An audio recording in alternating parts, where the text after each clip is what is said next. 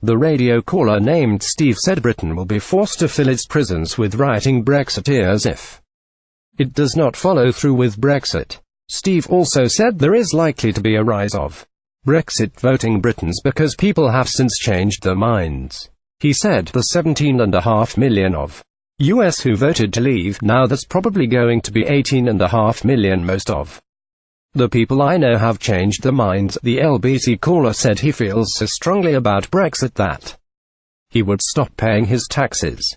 He said, if we don't get what we want, Nigel, it's quite simple. I for one will stop paying tax. I won't tax my car. I'll park anywhere I want. I will not uphold law and order. I will throw my litter everywhere and they can fill the prisons with people like us. We will bankrupt the country. It's as simple as that. LBC Brexit News. LBC caller said Brexiteers will bankrupt Britain if it does not leave the EU. They can fill the prisons with people like us. We will bankrupt the country. Radio caller speaking live from Washington, D.C. Nigel Farage said, so civil disobedience. Steve said, yes, I'm a law-abiding citizen.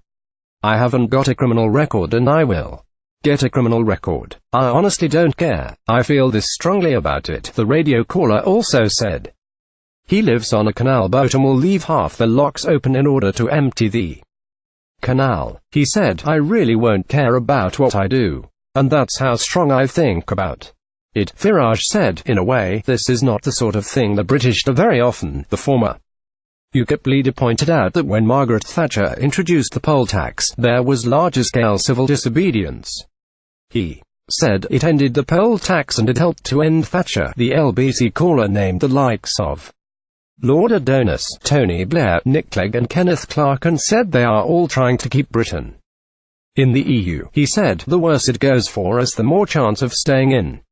But they just don't realise what people think. Foreign Secretary and Brexiteer Boris Johnson used a speech in February to shut down calls by Remainers for a second Brexit referendum. He warned that any concession to demands from pro-EU campaigners to dilute the exit from the bloc would be a disastrous mistake.